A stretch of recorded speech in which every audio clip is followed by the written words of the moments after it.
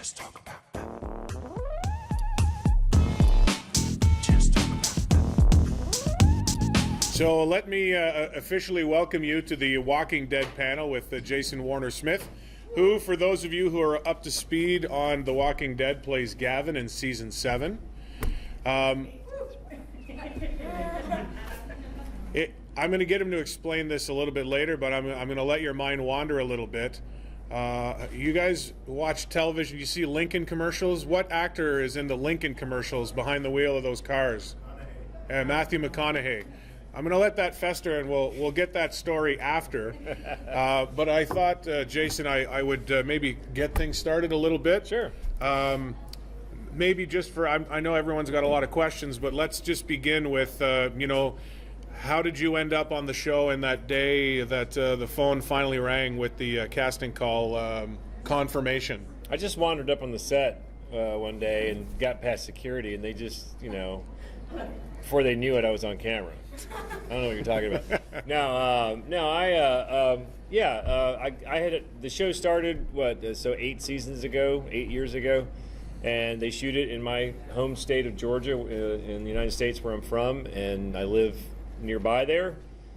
So I always pay attention. There's a lot of film and television shot in Georgia, so I pay close attention to those shows in case I get an opportunity to audition for them. And so I was auditioning for that show, and I auditioned every season, every year, and no, they never gave me a role. And then finally, after many, many auditions, I finally landed the role of Gavin.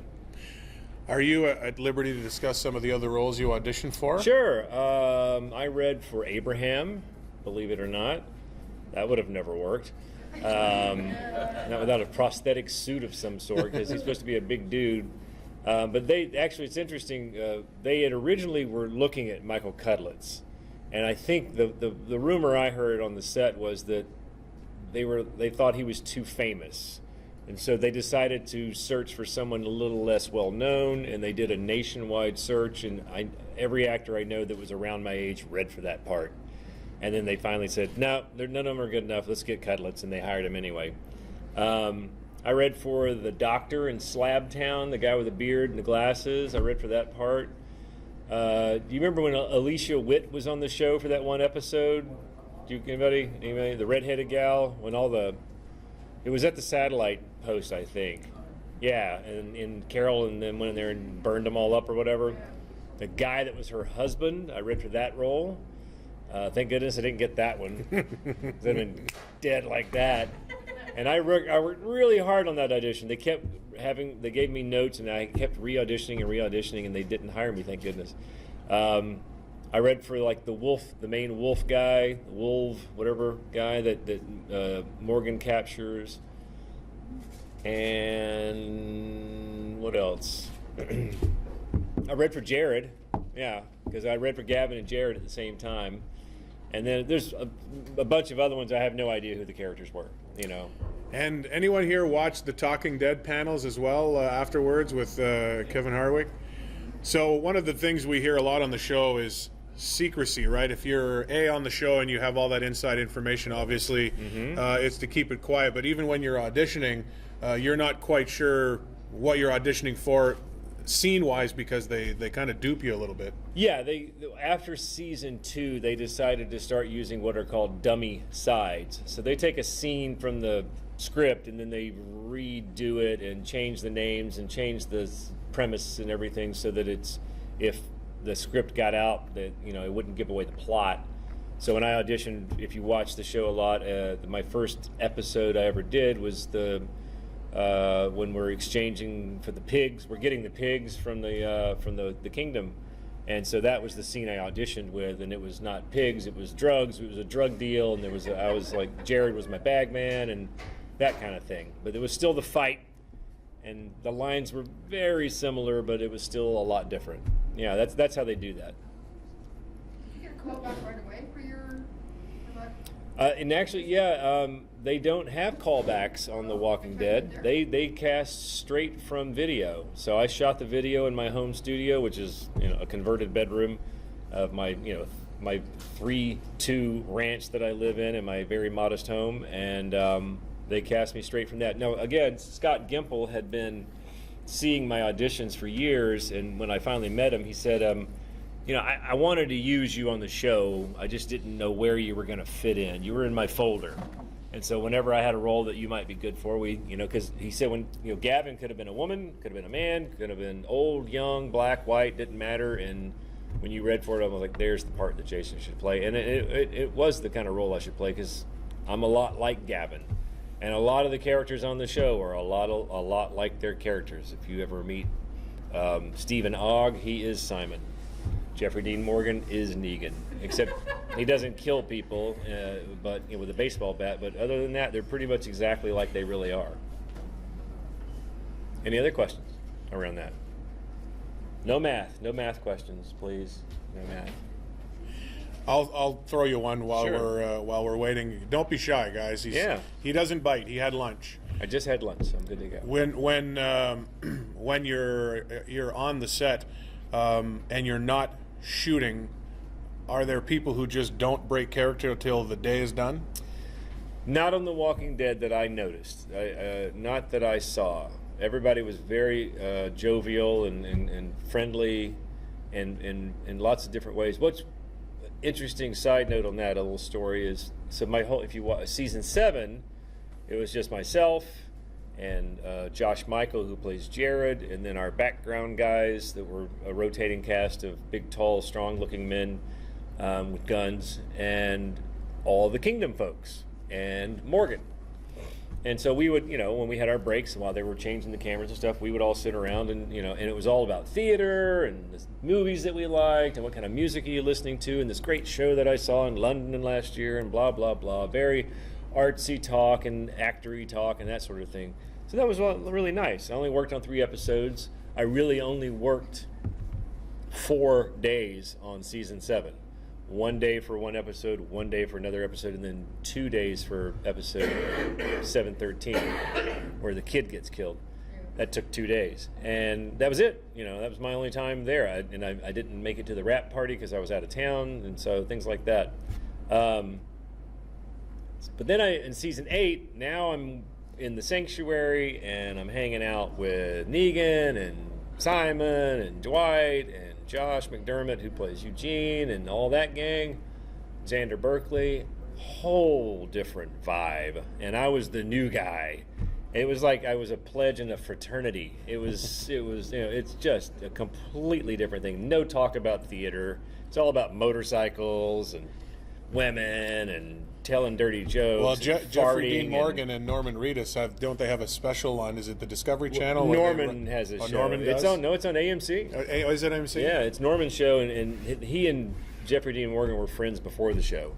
So yeah, he's done some episodes with him. It's called Ride. It's all about motorcycles. Yeah, and I ride a motorcycle. They haven't invited me to ride. But yeah, there you go.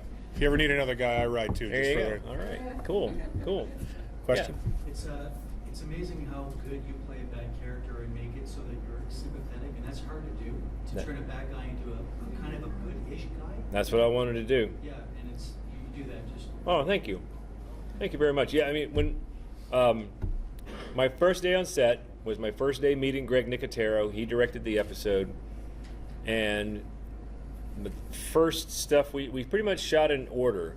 So the first thing we're doing is when I'm counting up the pigs or whatever, and he's like, halfway through it, he goes, "Hey, you watch the show, Jayson?" I said, "Yeah, I watched the show, Greg." And he goes, "All right, that guy Simon?" I'm like, "Yeah, that guy, I know."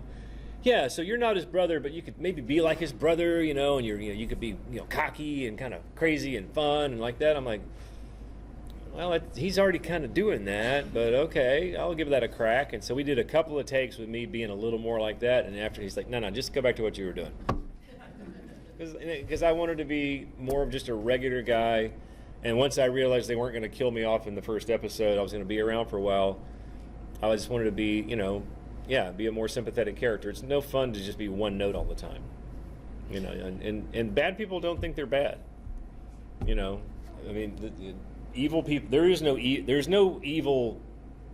No evil person thinks they're evil. They think they're doing the right thing. If you look at history and everything, I'm not going to start naming names of really bad people, but if you really look at it, they thought they were doing the right thing when they were doing it. So that's how I wanted to see my character, even though he was conflicted, but he still went through with it. you know. So. And based on that comment about your character, if anyone, anytime one of the saviors bites the bullet, if you're on Rick's side, you don't shed too many tears. But if you'll remember when Gavin met his demise, spoiler, sorry if you haven't been there yet, but when he met his demise, if you were following some of the online stuff, there was a lot of sympathy, and people were actually kind of sad that you were gone, because they felt you might have been one of the saviors who might have been able to help on the other side. Yeah, I was hoping I would be too. Looks like they're going to go with Laura instead. Did you know it was coming, though? You must know it was I found out I was going to die about 3 weeks before we shot it, and that's really because and Scott Gimple calls everybody when that happens for the major or the supporting characters as well, to let them know. I was working on the 8th episode, which is where we capture Ezekiel and all that, and we'd been shooting all night long because it was a night shot, and I had my phone turned off. So at the end of the night, I'm like, oh, okay, we're going home. Turn my phone on, boom, voicemail from Scott Gimple. I'm like, damn it.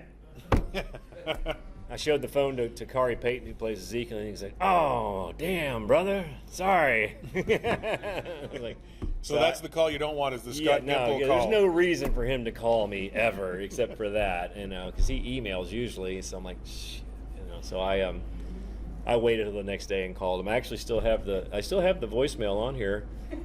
I wonder if I can, since we're in Canada, if I can actually make it play. Let's see. It would be funny if I could.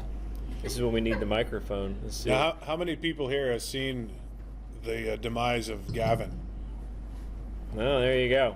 Were you guys as I don't know if surprised is the right word, but how it happened? Yeah, like it was kind of one of those. I mean, while you're doing that, maybe you could talk a little bit about shooting that scene, because it's he wasn't eaten by a zombie, and he wasn't. No. Oh, you've got it there. I do. Let's see if it'll play.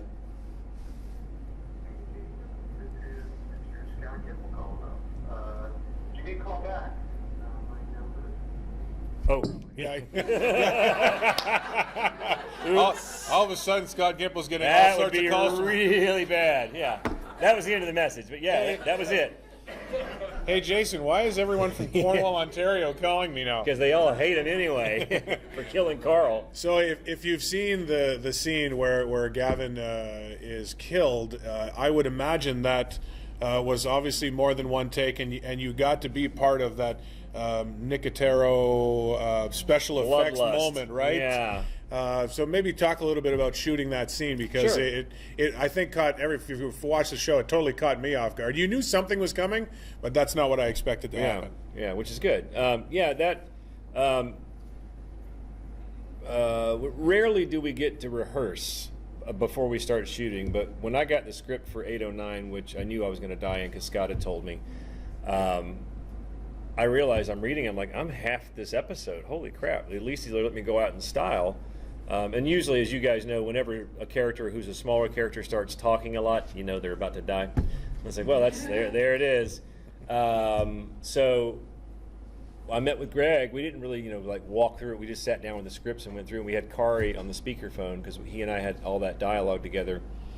And we were running through the scenes. And he said, all right, Jason, how are we going to do this? He said, did you see that episode, in Terminus where they're kneeling down in front of the trough with the baseball bat and all that? I said, yes, Greg, I did see that. That's when I almost quit watching the show. I hated that episode. He goes, yeah, that was all my idea.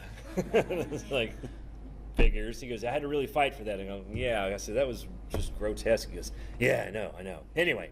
He said, we're going to do the same rig on you, and basically they put a tube around your neck. It's like a halo, a tube, and it ties in the back, and it's got a little hole poked in it right there, and they run it out through your costume into a big old pump full of blood. And they said, and you'll fake being stabbed, and then we'll hit the button, and it'll, like that. So we did 2 or 3 takes without the rig on, and then there's the special effects guys come up and take like 50 pictures of your head from all different angles so they can, because all that's CG'd in later, and they have to paint that stuff out. And then we started putting the rig on, and it was a somber moment because you've got all this crew around, all these they're running 3 or 4 cameras at once because they're shooting everyone at the same time, and everybody's being very quiet and very respectful, and I'm over there getting all moody and upset. And these guys come up and put this thing over my neck and kind of cinch it up a little tight. It was like I was standing on the hangman's deck, you know, like they were coming up to hang me. I said, I'm about to die. And then, you know, the kid standing behind me, he pretends to stab me, and I have to, you know, do my thing. And Greg kept saying, more like a fish out of water. That's what you want to, you know. And then they shot the blood out, and it's like running all. It's warm though, so at least it didn't, you know, it wasn't cold. It was a warm night. It was a very hot night. And we did it 3 or 4 times. They had a black shirt. They just kind of like squish it off, and then we'd shoot it again. And it was an interesting night, and to have that happen, and it was like, okay. I still had to come back and be alive the next day and shoot other stuff because the kid was there. We had to shoot him out early because he's a kid. Anyway, I rambled on there. That's okay. Sorry. How long did you have to keep it secret to friends, family that knew you were on the show before the episode aired, so that you could then speak a little more freely about it? I told my mom, I told my wife, and a very close friend of mine who I knew would keep his mouth shut. And my very close friend also works in the television business, and so he sees the episodes about a month before they come out. So he was gonna know anyway. So I told him, but I had to keep it a secret, and then I had to lie to everybody at the conventions for, you know, until the show came out. Well, we really hope Gavin's gonna make the turn. I'm like, yeah, me too. I'm like, so dead. But yeah, that's what that was all about. Lots of lying. Sorry. Now you mentioned your mom and your wife. Mm-hmm. Were they able to watch? They know you're an actor, but is that a scene that they can watch? My wife didn't even like the show. She never watches it anyway. and my mother says, I only watch the stuff that you're in. What part of the episode do you come on, is her question. Like, I don't know, Mom. I mean, it's somewhere around here, maybe, but I don't know what part of the show it comes on. Anybody Hey, Leanne's else? here. Hey, Leanne. Go ahead. Why do you think they hire so many British actors? I don't know, man. I thought I was going to have to fake a British accent to get on that show. I thought it would be fun. So I kind of got screwed out of being on Talking Dead because Carl and I died on the same episode, so I got screwed out of the couch. But maybe someday they'll have an empty slot and they'll invite me, and I've decided if I come on the show, I'm going to come on with a British accent just for fun. And just go, oh yeah, guys, it's nice not to have to talk like that anymore, you know? And just for fun, but I don't think I'm going to get that opportunity. So if y'all happen to see that, I'm letting you in on the joke. Because they're good actors. They're really good actors. I mean, you know, I don't know, how many are on there? You got Jesus and of course, Morgan and Len, yeah. Lincoln, Yep. Maggie. Who? Maggie? Yeah, she's kind of half British. She's actually from Georgia, where we shoot the show, but then she lived in London a long time. So she's kind of 50. She's like, I think she has dual citizenship, actually. Yeah, lots of Brits on the show. The guy, and actually, spoiler alert or giveaway, the guy, the new hunky, good-looking savior that Maggie's kind of eyeballing now, he's British. Yeah. With his fake New Jersey accent, yeah. For a minute there, I thought you were letting us in on something. I was like, ooh, this doesn't happen. Nah, I mean, you can look him up and see that he's a British guy, but most people, he's pulling it off pretty good. Yeah, but Lenny, I tell you what, Lenny James, if you can find a bio on him, that guy brought himself up from nothing. I mean, he grew up in an orphanage in the west side of London, or the bad side of London, wherever. I mean, he's from nothing. And is a brilliant actor and has a great career and a long one ahead of him. So, and he's a wonderful human, great guy. The fact that I got to do my final scene with him, if somebody had told me 5 years before that you're going to be going toe to toe in a heavy duty dramatic scene with Lenny James, I'd have told him I said you're crazy. It'll never happen. So that when it did, it was great. It was great. It turned into a Friday the 13th movie at that point, but it was pretty cool. That's what Nicotero said. At this point, it becomes a John Carpenter movie, and it doesn't work out well for you. And it's like, yeah, I can see that. You're the victim. I'm like, yeah, I got it. Lenny's the monster. Who else has got a question? Really? Come on. Actually, well, All right. this is about another show you did called Rectify. Ah. Not a lot of people know about it. But, No, they don't. In this room, because Walking Dead takes up all the oxygen, but you were so good in that it's right up there with portrayals like Breaking Bad quality. Oh, thank you. It's been actually talked about as a show that's almost they consider to be one of the best ever. And I'm completely biased, but I agree with you. It is I mean nothing against The Walking Dead. So if somebody's recording this or whatever, I hope it doesn't, come out the wrong way. It is the greatest show I've ever had the opportunity to work on, content-wise. The writing on Rectify, it won a Peabody Award. And Walking Dead has a huge fan base, and it's fun and exciting to watch, but it hasn't won a Peabody Award. Ray McKinnon. Do you guys watch Fear? Fear the Walking Dead? Proctor John from the end of last season. Do you remember Proctor John at the dam and all that stuff? His name is Ray McKinnon. He's an actor and a writer. He wrote and created Rectify. He's from Georgia. So he wrote that show. Rectify is a story. It's on Netflix. It's a 4-season show. It has like 6 episodes, then 10, then 8, then 6, or something like that. It's a weird run. But it's about a young man who, when he was 18 years old, is wrongfully convicted of raping and murdering his girlfriend at the time, spends 19 years in solitary on death row, and then is released because they realize they got, that the trial was bad.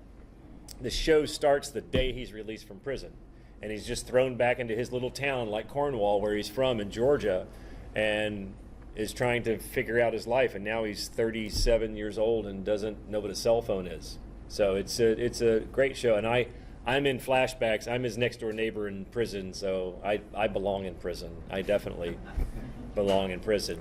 But thanks for bringing up Rectify. Please watch it. It's on Netflix. It's a great show if you like drama. There's no guns, there's no blood, there's no zombies. It's all about real human beings and with real situations. But thanks for bringing that up. Yes?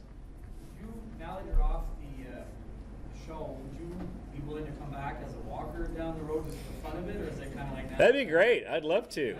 I'd love to do that. That'd be a lot of fun. I mean, I'm skinny. I think they'd let me do it. That would be fun. I don't know. Interesting side note, if you guys, the guy that plays Jared, Josh Michael, he was a walker in season 2. Okay. Which when he got hired to play Jared, he didn't bring that up until he'd done a couple of episodes. And then he said, by the way, did you know that you've hired me before? Because he didn't want to have any conflict.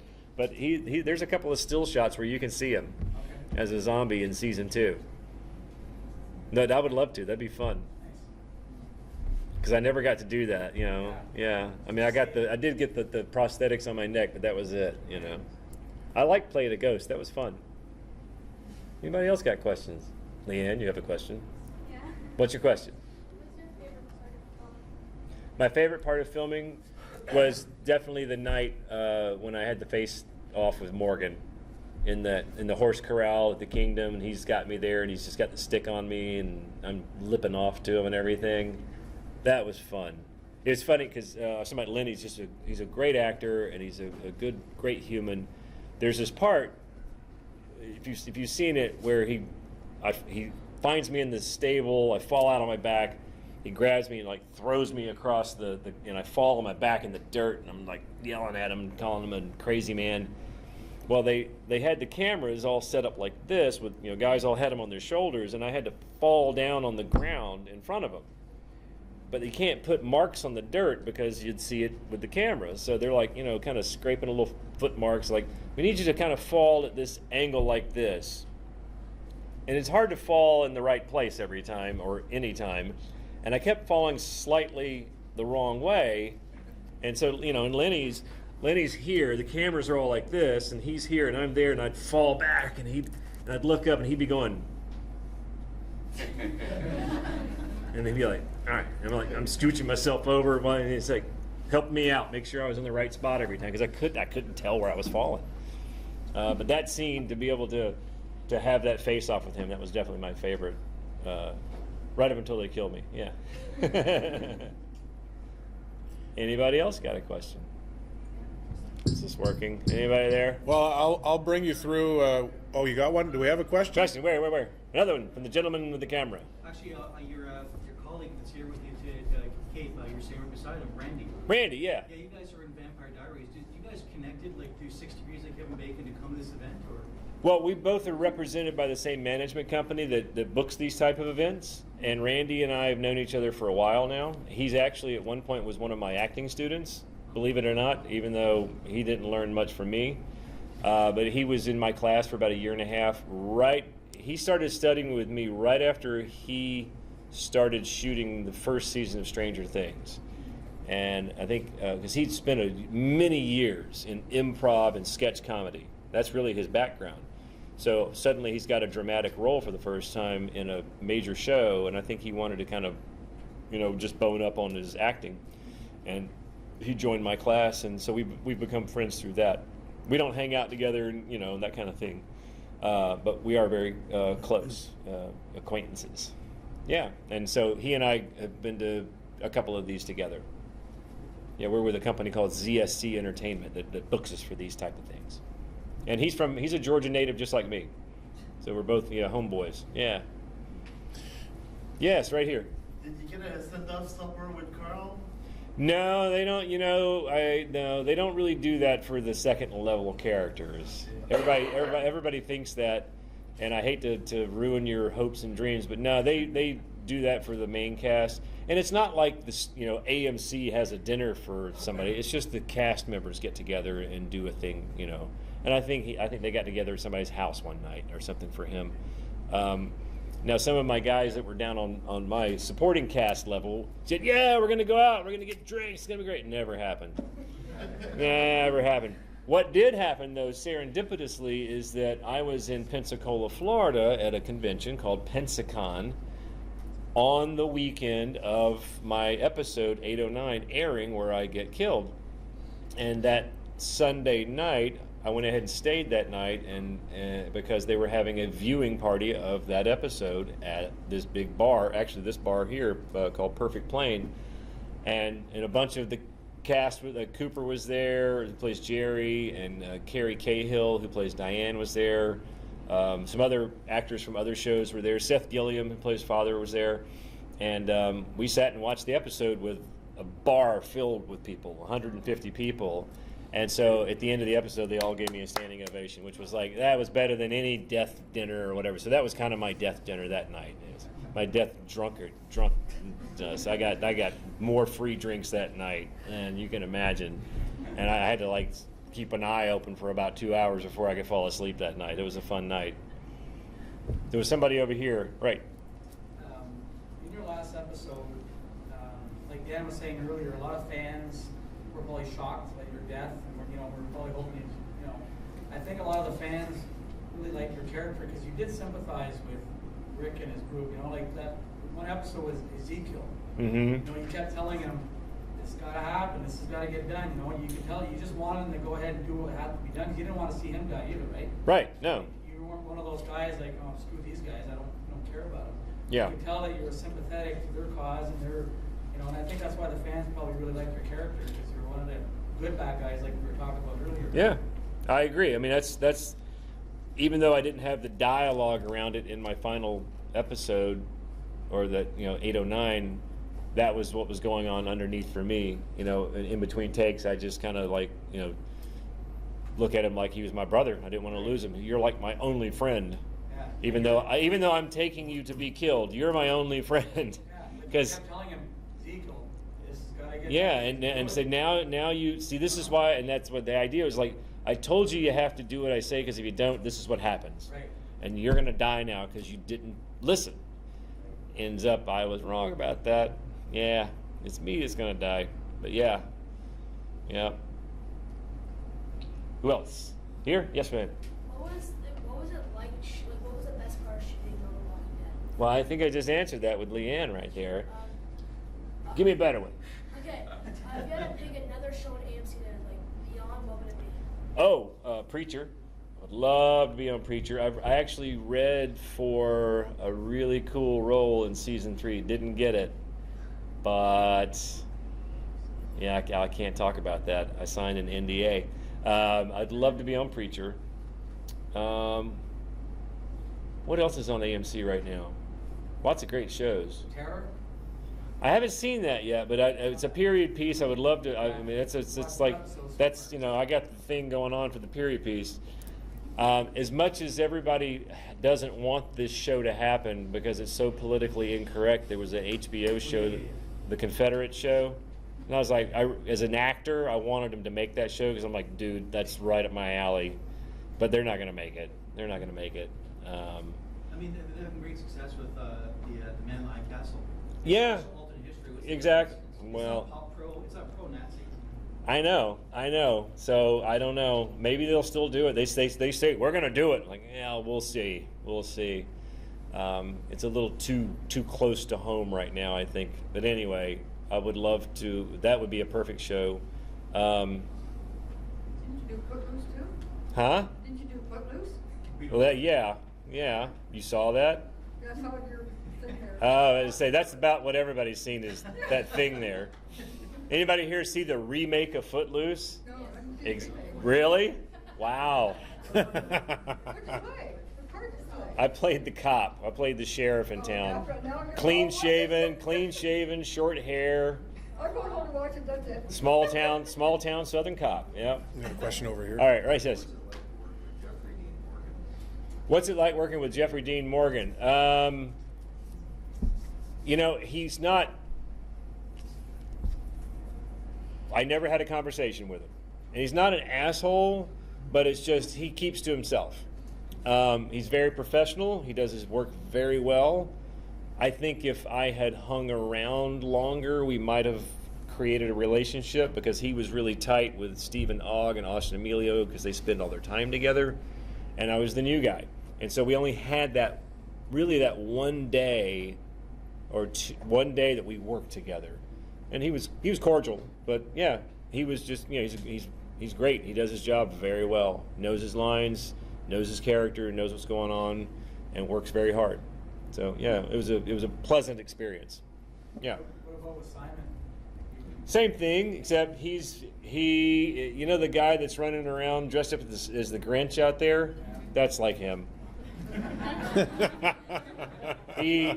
Stephen Ogg is a wonderful human being, but and he likes to be the center of attention most of the time. He's all just crazy all the time. Like his character on the show. He's very much like his character on the show. And you're gonna listen. And he's a fellow Canadian, and he's from Alberta, I think. Yeah, he or maybe Saskatchewan. It's one of the right somewhere in the middle there. Huh? He's from Calgary? Okay, there you go. That's Alberta, right? Yeah, home of the Atlanta Flames. Yeah.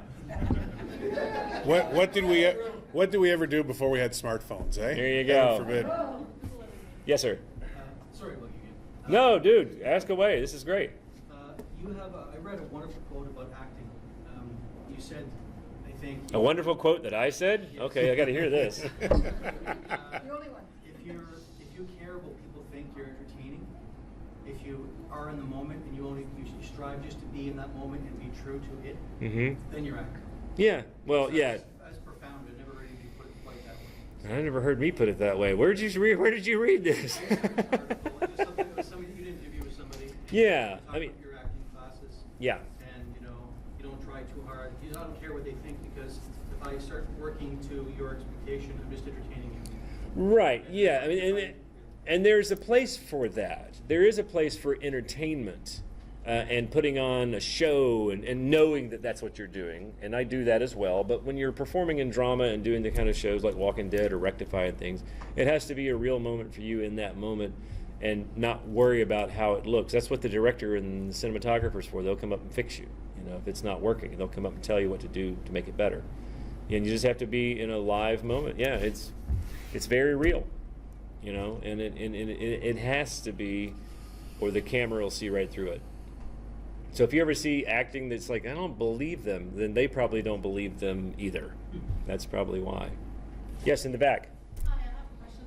Whenever you tried out for The Walking Dead as a cast member, did you want to do Gavin or did you try for other? Oh, yeah, you must have gotten here a little late. Yes, I read for many roles on the show before I read for, I auditioned every season except season 1. I read for that show. Oh, wow. Yeah, and it wasn't a lot. I mean, the first season 2 I read like maybe once, and then the next season once, and then it started being more and more, and it started getting frustrating because I was like, what have I got to do? Yeah, exactly. But at the end of the day, Scott Gimple had his eye on me, and he wanted to use me. He just didn't know where. So I didn't know. Gavin didn't exist in my mind. I was just reading for the show, and then when I got the role, they said, you will be playing Gavin. I'm like, okay, who's that? Yeah. And I had auditioned with a scene, my first scene from the TV show, but they changed it so that it was, in case the script got in the wrong hands, it didn't give anything away. That's how they do it. Yes. Right here. I'm just wondering how, or do you have any advice for young kids or young people trying to get into acting, what they can do? Yes. Well, my first advice for anybody who wants to get into acting, old, young, whatever, if there's something else that you can do better or is good that you also like, do that thing. Oh, yeah. See? If you want to be a professional. Now, if you like performing and you like acting and doing amateur work and theater and community theater and that sort of thing, have fun, do it, absolutely. Yeah, 1 second, I'm almost there, but I'm going to answer your question. But if you want to be a professional actor, it is a long, hard, very unwell-paid lifestyle, and it can be very frustrating, and it's very subjective because it's all based upon what you look like. It's the only job interview you can go to and they can say, I'm sorry, you're too white and skinny, we're not hiring you today, and it's legal for them to do that. You can't do that anywhere else. Yes, ma'am, your question. Is it possible to be a female actor without having to do anything sexual? Yes, absolutely. Yes, because I've seen a lot of movies where some girls are kind of forced to do Sure. Well, it's easier. It's an easier road that way for young, pretty girls. It's a tough road though because most of them don't last. It's an easy way in. I mean, it's the entertainment business. I'm not going to get into a discussion about the politics and religion around that, but I wanted to do acting, but that's the one thing that's been driving me away from it. sure. Who are your role models? Well, I kind of watch a lot of Marvel movies. A lot of what? Marvel stuff. I can't hear you. Marvel. Marvel. Okay. Well then, yeah. Okay. They're all sexy. Everybody on that show is sexy. The guys, the girls, even the Hulk. Not the Hulk so much, huh? We all have our own opinions. But I don't bat an eye at any actor. How old are you? They're cool. How old are you? Turning 16. Okay. And yet I still don't have somewhat of a fangirl over. That's okay. Not even Jason? No, it's okay. That's normal. So speaking of, that's a great segue into, so I had a chat with Jason leading up to today, and well, I'll lead you to your story. Oh, okay. But I talked about, as someone who watches the show, after you answered my question when we chatted, I thought maybe I wouldn't, but we all see him and we recognize him from the show because while he was a supporting character, he had enough screen time and dialogue where you would remember him. But if we saw him at Backstrom's in the produce section, do you get more recognized now than you were before? So I'll let him answer that. But then that's the segue into the Matthew McConaughey tease. Oh, okay. I do not actually. The only time I've actually had trouble with people recognizing me is when I went to the Walker Stalker convention in Chicago. Everybody there pretty much knew who I was immediately because that's what they're there for. But no, I mean I live in a suburban neighborhood. Nobody there knows that I'm an actor. I go to the grocery store and nobody's ever like, it's that guy. No, never ever. Of course, I have on a hat today because my luggage got lost yesterday and I haven't had a shower today. So sorry. I was wondering what that was. If you come up for a hug today, I smell like an 8th grade locker room right now. So anyway, sorry. He's not lying. I know, but my luggage is here now, so there is some deodorant. I'll have to go put some on. Anyway, but I never get recognized in public almost at all. Is that a good thing? Yes, that's fine with me. That's perfectly fine to be completely incognito like that because it seems like it would be really cool, but the few little run-ins I've had with it, it's not cool at all. It's a pain in the ass. But so this will answer a lot of questions. Everybody says, "What are you doing next?" Well, I auditioned for a pilot. I got cast in a pilot called Salvage for ABC, and it's a pilot, which means none of us may ever see it. And so after May, once it goes through what they call upfronts, if it is selected to be turned into a series, hopefully they won't recast me with a more famous person, and they'll leave me in the show, and we'll get to shoot the show. So anyway, I was in Charleston, South Carolina, working on this show. And we were, anybody here ever been to Folly Beach, South Carolina? All right, it's or Myrtle Beach, or any of those little southern beach towns. It's a little tiny little town, nothing fancy. It's a crossroads in the middle of town. There's, bar on the main corners. And we were shooting in one bar, and then we had lunch upstairs of this bar across the street, and then they had crappy coffee at lunch, but I saw there was a coffee shop over here, so I go over to the coffee shop to get my coffee. I haven't done anything yet, but I've got these glasses on, and when they are out in the sun, they turn dark. My hair is all slicked back, and it's not in a ponytail. It's all kind of mulleted down in the back. And I've got my big puffy coat on they give you because it was cold that day and cloudy. It was supposed to be a beautiful sunny day in Florida, which is where we're pretending to be. And it was overcast, drizzling, in the 40s. It was not nice. But they had put this gigantic Hollywood light, like 4 stories up in the air on this giant crane, and it was as bright as the damn sun, and it lit up the whole street like the sun came out. It was nice, but it was cold. So I'm standing there in the corner waiting for the light to change, and this couple comes out of the other bar on the other corner behind me, and the woman's like, "Oh, good, the sun's come out. It's finally going to be a nice day," And I turned around. I said, "No, I'm afraid not, ma'am. It's just Hollywood sun. It's fake sun." She looked up. She goes, "Oh." And then she looks across diagonally and sees all the movie lights and all the cameras and all that junk over there. And she's like, "Oh, I guess they're shooting something over there, da-da-da-da-da." And I've got my back to it. And then I hear, "Oh, my God. Is your name Matthew?" And I'm like, 3 thoughts. It's like, she thinks I'm Matthew McConaughey. Oh, first it's like, when I heard the "oh my God," I'm like, oh, so they recognized me from The Walking Dead, so now I've got to do that. That's fine. And then she taps my shoulder and she goes, "Are you Matthew?" I'm like, oh, she thinks I'm McConaughey. I could really mess with this woman right now. And then the third thought was like, no, just fess up. Let's just move on. Let's not turn this into a thing. And I turned and said, no, I get that all the time, I'm like his ugly stepbrother, but I look a little bit like him. Yes, you're right. And she goes, "No, wait." And I said, if I was him, I'd have said something like, all right. And as soon as I did that, that was a really bad mistake, because I do a pretty good impression of that. And she goes, I knew it. And she's like doing this. I'm like, no, I'm not him. And I take my class. I was like, look, see, no, I'm not him. And she's just like, she never believed me.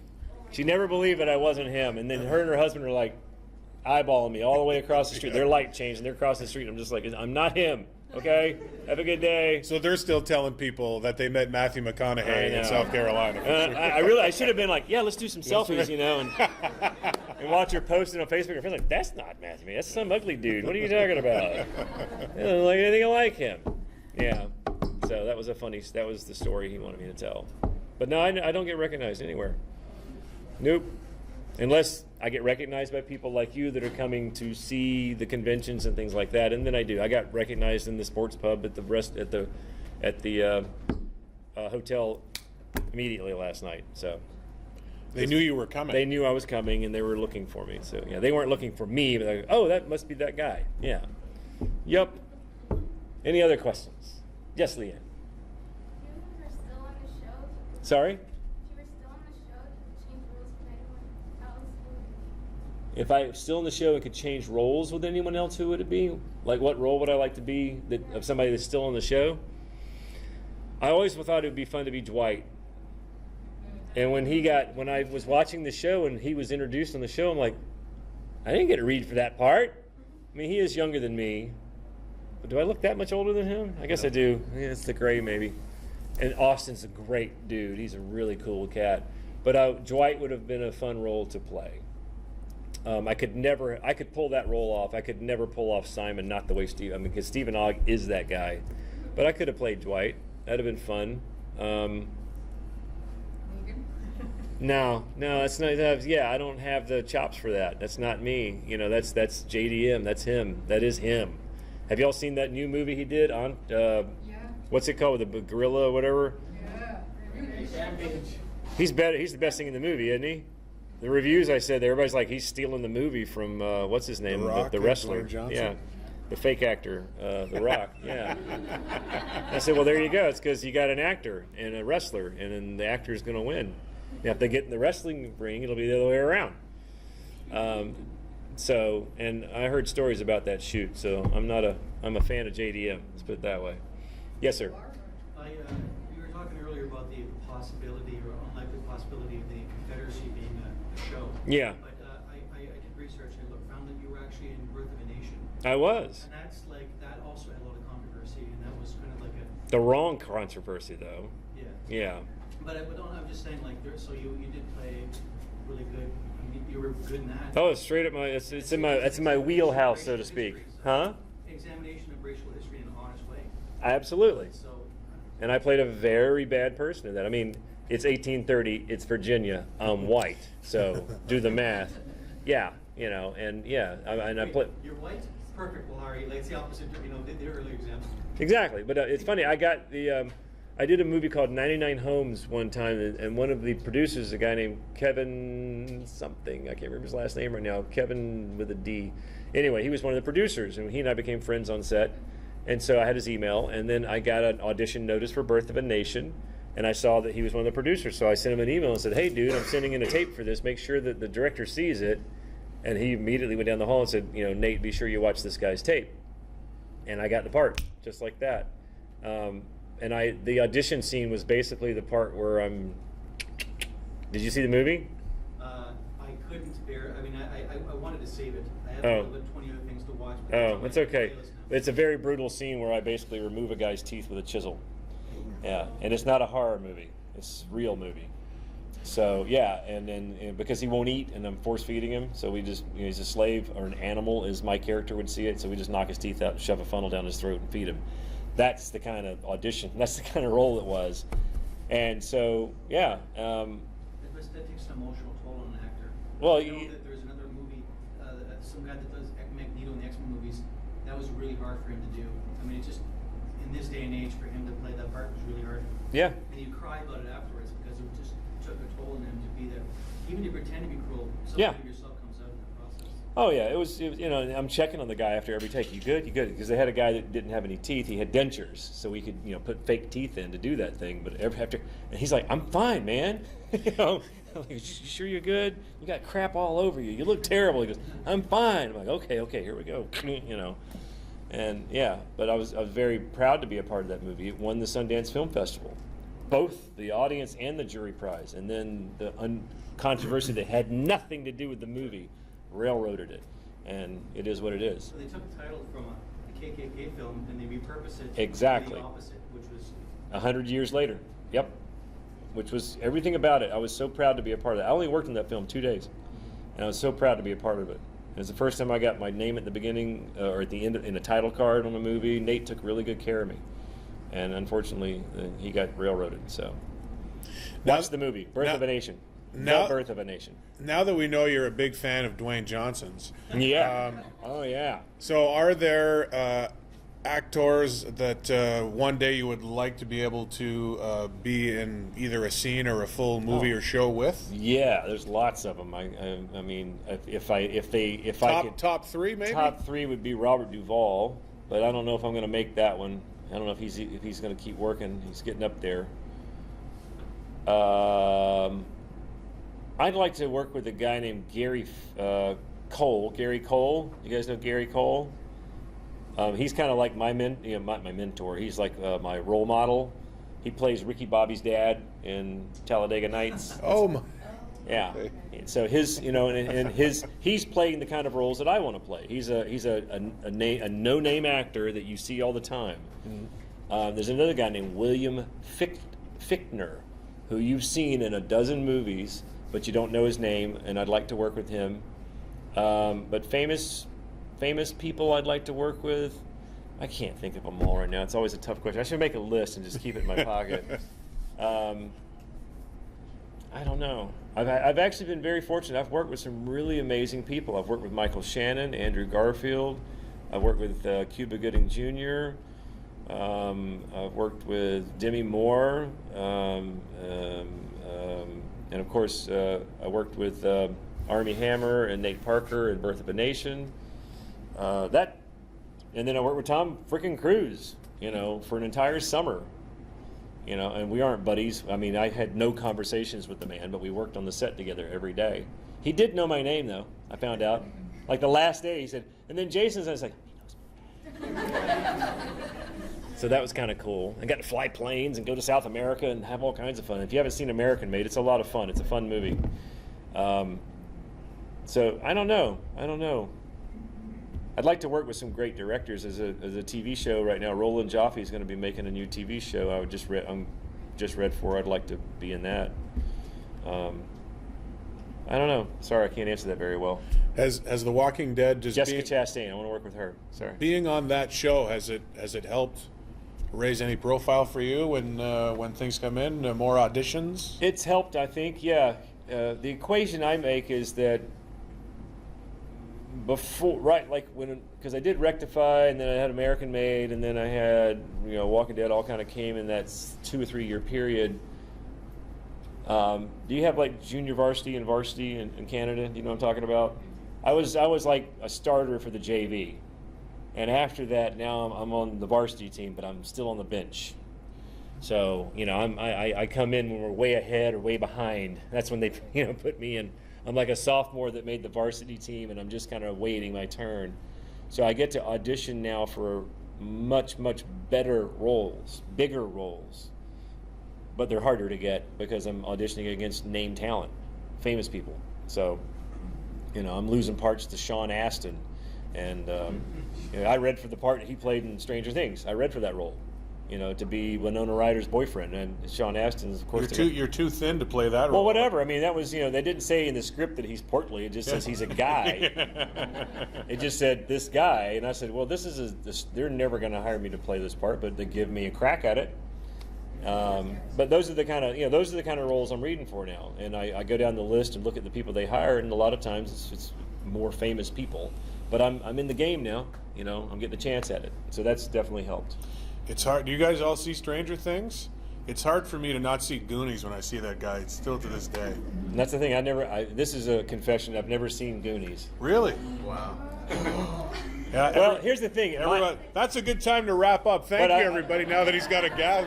But I will say this. I saw Star Wars the week it opened in the movie theaters. And so that's the age I was when that happened. And so that was like my young man's movie. And by the time the Goonies and what's the one?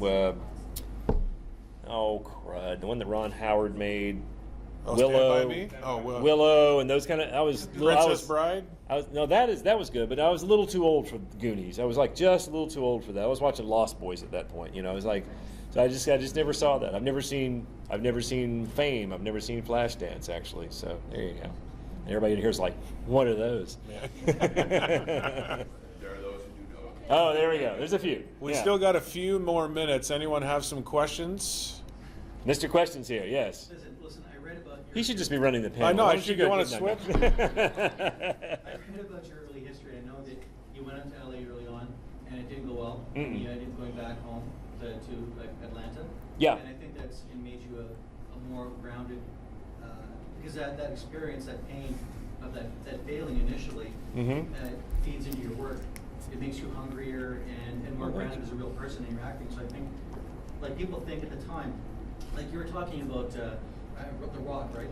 He's got a very similar story about how he thought he was the pinnacle and he just completely failed all of a sudden, but it ended up turning him into a success in another way. I see. Because he failed in football like crazy, but then he became an actor, and he became more famous than he ever would have been. Right. So in some sense, I think that's made you where you are today. It's given you the Thank you. the drive. Yeah, I mean it was a great learning experience being out there for those 3 years. I had no idea what I was doing. I had no business being there because I wasn't ready. But that's where I learned that I had a lot more to learn. I learned that there, and I made some of the best friends in my life. They're still my best friends today while I was there.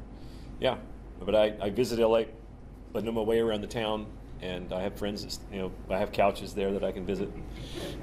And so, yeah, I'm hoping, that's my goal right now, is I'm hoping that I can book some sort of a role either in film or television that will take me to Los Angeles, and I can spend some time there, because that's really the next, to cross into the next realm. I'm going to probably have to leave Georgia, as much as I don't want to. There are famous people who don't live in Los Angeles, but they got famous by being in Los Angeles and were able to move, or they got successful by being there and were able to leave and still go back and work.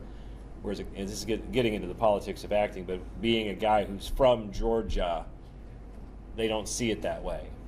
Yeah, the Clayne Crawford. You guys watch Lethal Weapon on Fox? No, anyone? Anyway, Clayne, he was on Rectify. He's the Riggs on he's the crazy guy on Lethal Weapon on Fox. He lives in North Alabama, but he spent 15 years in LA building up his relationships and all that so that he could move back to Alabama, and I've never done that. So, yeah. They remember the singers that are from Georgia. The what? Luke Bryant, singer from Georgia. They remember all the singers who were there. I guess so, yeah. The kids here, they like Luke Bryant. They know exactly where he's from. Georgia. I got you. So I have no idea who that is, so there you go. Just started Ah, okay, a cool. couple years ago. Did I just make another faux pas there, not knowing who Luke Bryan was?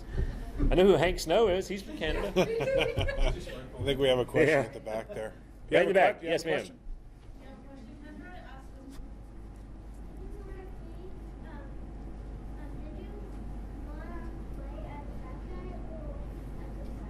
them. Could somebody interpret for me, Did you please? want to play a bad guy or a good guy? What do you prefer? Which one do you like better? Oh, well, you know what? I always wanted to play bad guys, and now that I've done a whole lot of it, I'd like to play some good guys. Because I tried like heck to be the good guys when I was earlier in my career, and I failed at it miserably. I just couldn't quite get it. And so I let my hair grow out, let my beard grow, and because I have resting psycho face. So it just didn't work because my eyes are close together and it's just the shape of my face. I mean, I look like a young Bruce Dern, so it's not conducive to John Hamm territory. And so once and Rectify is the part that I figured that out because my agent in Atlanta I was reading for doctors, cops, lawyers, young dads, blah blah, Hallmark, all that kind of stuff. And there's a lot of other guys that are better looking than me, that are just as good an actor, who were booking those roles in the local casting.